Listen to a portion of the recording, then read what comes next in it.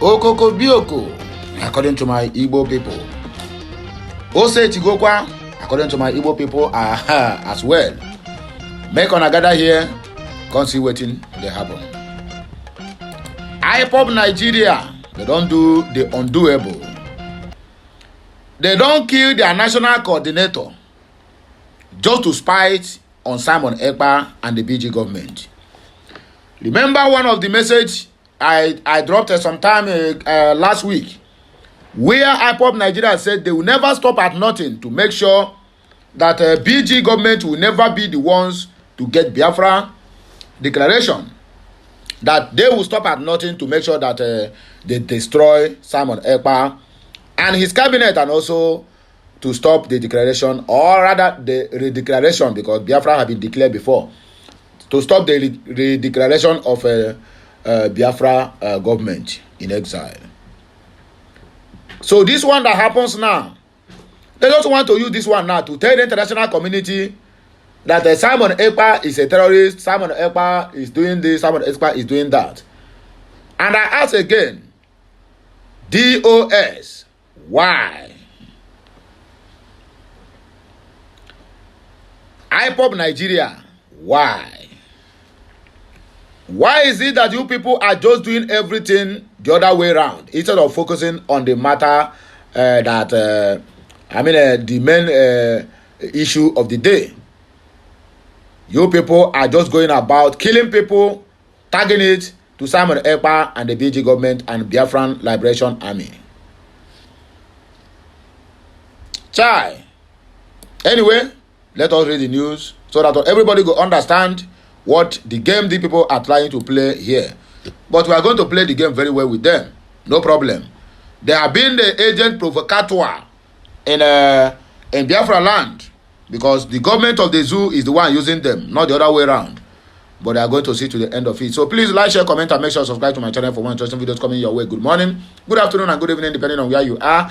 Happy New Day and happy Monday, and also happy the 21st day in the month of October in the year of 2024. At around 9:45 p.m. of October 20th of 2024, a shocking wave of information about the assassination of Mazi Ikechukwu Ugwoha, the indigenous people of Biafra IPOB Homeland National Coordinator, hit our information line. According to the intel, Mazi Ikechukwu was returning from his daily activities when he was struck and killed by the enemy beside his abode, grossly at the behest of his wife and that of his children. At present, Family Writers Press International investigative team have gathered several more intels in respect to the unfortunate incident, but still in steady reach to the necessary authorities and awaiting a more conclusive result of an earnest investigation that was instantly commenced by the IPOBM branch intelligence about the fall of this Iroko. Mazi Ikechukwu Ugwoha was appointed the IPOB Homeland National Coordinator in 2018 and has occupied this position honorably. The working and the tireless leader did all possible best and ensure that IPOB Homeland is intact regardless of provocations of the enemies. He resolutely ensured that every IPOB agendas in the homeland progressed unhindered by the agent provocateurs and infiltrators up until his moment of his unfortunate demise. His assassination marks a yet uncertain turn in the IPOB struggle for the Biafra self-determination, because while results of investigation are yet to be published, the possible suspects into his murder are not far-fetched. Make one of the listen where they are going. The IPOB movement on her relentless call for Biafra self-determination has been made enemy by Hydra-headed and multiple outlets and proxies, but speculations are not many. Following the incident, IPOB activists and Biafrans on social networks have reached to the sad news and expressed dismay and heartbroken emotions, while at the same time slaughtering the courage of Mr. Ikechukwu, who served their cause for freedom diligently for 6 good years up until his death in the enemy's hand without compromise. The wife of the incarcerated leader of the IPOB movement at Oku Kano, in reaction said, "My heart is broken. Ikechukwu Ugwoha." Another ex-user adjusts his order with an animated picture of soldiers of saluting the Biafra flag wrote, "Comrade Ikechukwu Ugwoha fought gallantly and died without a shred of fear." Mazi Ikechukwu's mother has teared the living and dead, but while the world awaits the outcome of the investigations into his assassination, there is no doubt that the event has churned and opened a new page of aggression and suppression against the non-violent movement for Biafra self-determination. The Ipob movement has continued to endure provocations from its hydra-headed opponents, especially since the kidnap and the extraordinary rendition of her leader, Mazi Nnamdi Kanu, in 2021. Stay tuned. Family Writers Press International. Hardship may gonna see waiting Tunumbu and his wife, including his son, in fact, the entire of his household and his boys, don't cause to the Zojurians. Families, they beg for leftovers now at restaurants, as gender-based violence rises in Akwa Ibom. The sharp rise in the fuel prices and persistent inflation in Nigeria has deepened poverty across the country, leaving many families in financial despair, Daily Post has observed. In Akwa Ibom State, for instance, the economic restraint has not only crippled households but also fueled an alarming increase in gender-based violence, which is GBV. Findings by our reporter have shown that women who once contributed to their families' income now face heightened domestic abuse as their financial independence erodes under this economic pressure. The inability of families to afford basic necessities, coupled with the frustration of a failing economy, has turned many homes into battlegrounds where violence thrives in the shadow of poverty. Picture this. Uduak Eyo, 37, breaks into sobs intermittently as she describes the pain and torture her husband put her through when she lost her job at an eatery. The last 8 months have been hell. He is constantly reminding me of how he made a mistake by getting married to me and leaving behind graduates who were rushing him, she sobbed. Uduak, who hails from the Nsit Atai local government area of Akwa Ibom State, South Nigeria, said her husband became verbally and physically abusive because she could no longer earn an income. He began drinking and staying out late, she said. Reporting the abuse to her husband-in-laws did not help. Most of the women interviewed by Daily Post have 2 major things in common. They are from Akwa Ibom State and are currently out of their jobs. They all have similar experiences of gender-based violence in their homes, which they attribute to the bad economy, rising inflation, as well as the impact of fuel subsidy removal in the country. They all have shared stories of physical, emotional, and verbal abuse. Hardship is the genesis.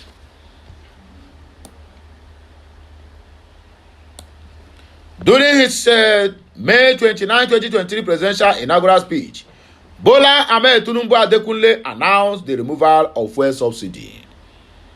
This policy was intended to free up financial resources for other sectors, encourage domestic refineries to increase petroleum production, reduce Nigeria's reliance on imported fuel, and boost employment. However, the reality on the ground has been far different.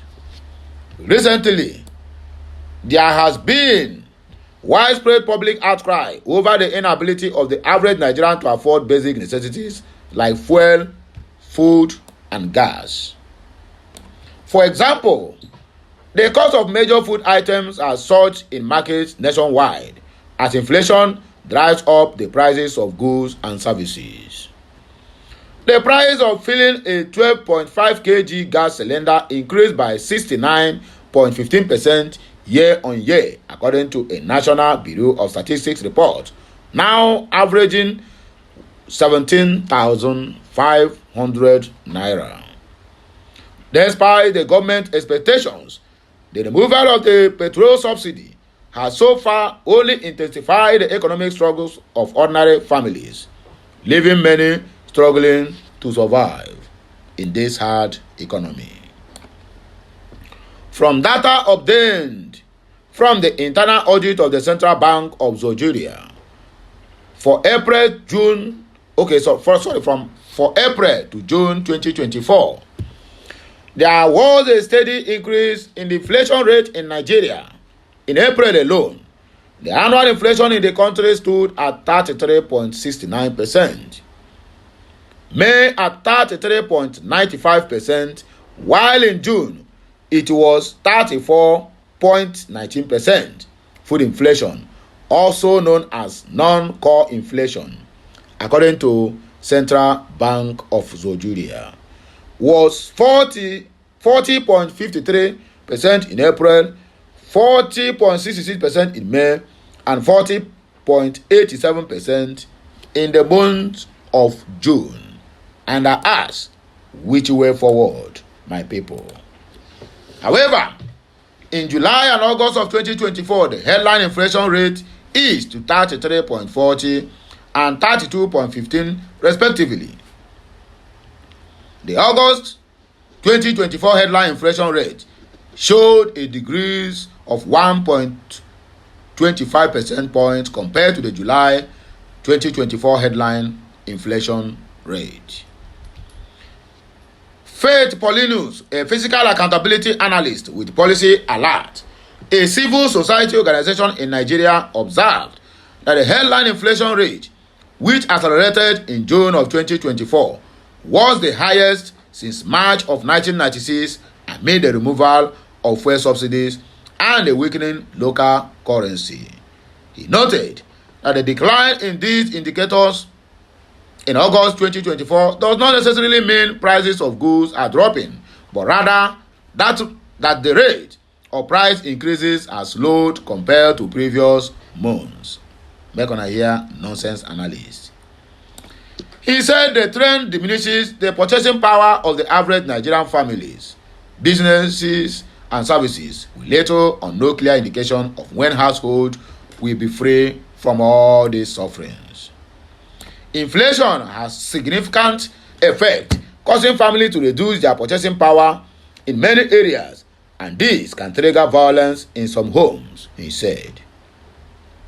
Oduak Akpan, a single mother of three and an office assistant in an organization in Uyo, Akwa Ibom State, said the increase in fuel prices and the hike in transport fares is making it difficult for her to provide for her kids. She used to spend 200 naira to and fro from her place of work daily, but now it is 800 naira. Akpan said she could not even afford the transport fare to her office or feed her family with her meagre salary. I have not achieved anything, and it is even difficult to get a better job that will pay higher, as even a sales girl's job pays between 20,000 naira to 30,000, and that is like jumping from frying pan to fire, she said.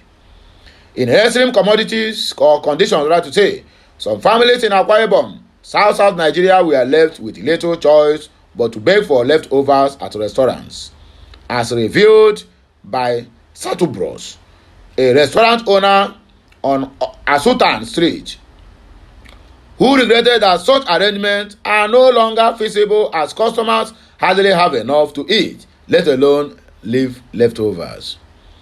The situation also compared a 22-year-old widow identified as Grace Udeme Esemo to feed her 4 children with chicken and fish from the farm where she works in Okon clan of Eket in the state. Stories like these raise important questions about governance in Nigeria and the gap between the leaders and its citizens. Reacting to the incident, a social reformer and an author, Andy Akpotiv, who spoke to our correspondent, said it was not actually the duty of government to feed its citizens, especially when they are not doing so through a social welfare scheme, like in other countries where the government supports people through hard times. Akpotiv noted that Grace's situation was a call to action for the government to provide an enabling environment for businesses to thrive, create equal employment opportunities for citizens to work, earn a living, and take care of their families. If you are a socialist state and want to help your people, you must have a veritable database that you will use to make your calculation. This set of people are the ones we can budget a certain amount for monthly, but do we have such data? He queried, and the answer is 0. Another woman going through a similar experience is Ekpa, a hairdresser in Uyo, the capital of Kpai Ipob state of South Nigeria. She has 4 children and is a victim of domestic violence. She says she has reported the matter to the welfare unit of the State Ministry of Women Affairs. My husband has been using a wheelbarrow to supply drinks since they stole his vehicle, she said. When leaving the house, sometimes he will give me 1,500 or 2,000 naira to cook soup, even when we have nothing in the house. She narrates how she cooks for her children with a small money, or rather with a small amount of money she receives, and how she gets the beating of her life if her husband comes home and discovers that she did not keep food for him. As it was hardly enough for the children, on his part, Okechukwu John, a trader in Etuk market in Uyo, said men suffer gender-based violence at home too, alleging how his wife always verbally abused him for not being able to provide enough for their family. His words, who is smiling in this economy. Also, when you talk of abuse, women suffer it too, but don't like voicing it out. For instance, when I give my wife what I can afford to go to the market, she will tell me to go by myself because the money was too small. And you think she is joking, she will never go. Is that not violence against a man? When you are working yourself out to take care of your family and someone is not appreciating it, what do you call that? Or to Ekong Franklin Nsong, chairman of the Center for Human Rights and Accountability Network, Akwa Ibom State Council explained that most of the time men are not receiving end of the harsh economy as they foot the bills and take care of many responsibilities. However, he noted that frustration and hardship should not make a man react violently. I have had several cases where men abandon their families, leave their homes, and never return. People are committing suicide. Frustration is telling more on men, according to this what do they call it? Negotiator. He says, well, we can go on and on and on and on because the story never ends. This is what the government of the zoo have turned their people into. Last but not least, when we talk about messages of hope, for instance, you cannot preach a sermon from the pulpit stating that a man who cannot feed his family is worse than an infidel. The man will go home dejected. He appealed to men not to vent their anger and frustration on their families, despite the challenges they are facing. His song encouraged people to look out for their neighbors and loved ones and advised women to be patient with their spouse amidst the harsh economic situation. So my good people, use your tongue to count your teeth. For me, now here I will take a break. When I hear my voice again when I come back. Like, share, comment, and make sure you keep subscribing for more interesting videos. Kemesiano.